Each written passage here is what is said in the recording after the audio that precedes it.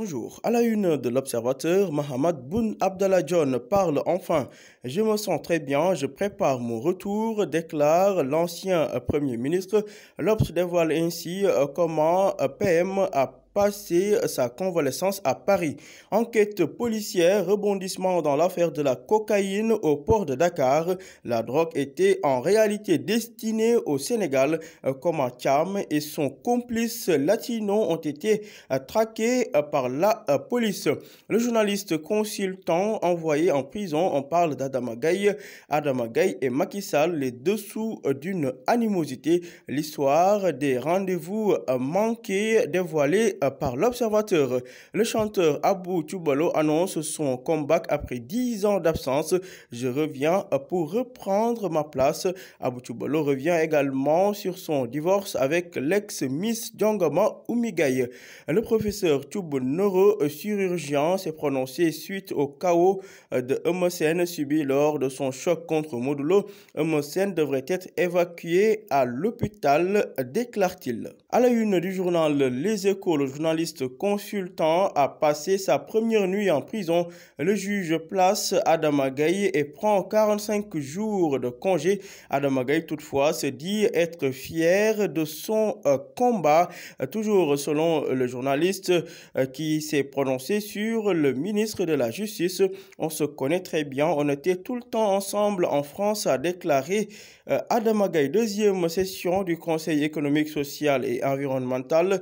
Les conseillers font le procès de l'administration sénégalaise. El Hadj Momar semble de dire qu'il y a une rupture de confiance entre les administrés et l'administration. Pour Amadou Kane, il ne faut pas penser que pour être un bon cadre, il faut forcément sortir de l'école d'administration. Abdoulaye Camara, l'ancien directeur de l'ENA, justement, tranche le débat et déclare, je cite, ne confondez pas les choses, c'est vous qui devez conseiller le chef de l'État. Si le Sénégal est là où il est aujourd'hui, c'est parce qu'il a une administration de qualité.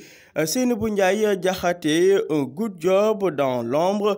L'OFNAC, en effet, a bel et bien envoyé, selon les Échos, à tous les ministres entrants et sortants et ceux qui ont été maintenus un courrier pour qu'ils refassent leur déclaration de patrimoine. À la une du quotidien, lutte contre le grand banditisme, la nouvelle arme du président Macky Sall qui veut désormais une stratégie régionale de renseignement. Offense au chef de l'État, le juge poste entre guillemets Adama Gaye à Rebeuss.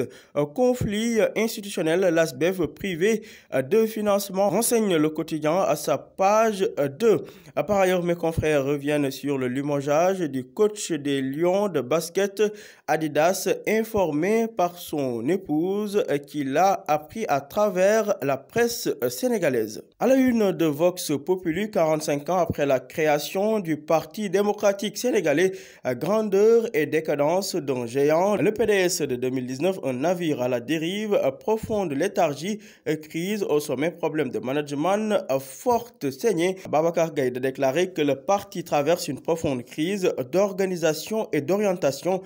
Pour Doudou Wade, le PDS a un avenir certain. Inculpé et placé sous mandat de dépôt, on parle du journaliste Adama Gaye qui a passé sa première nuit à Rebeuss. Il tombe pour les délits d'offense au chef de l'État et d'atteinte à la sûreté de l'État.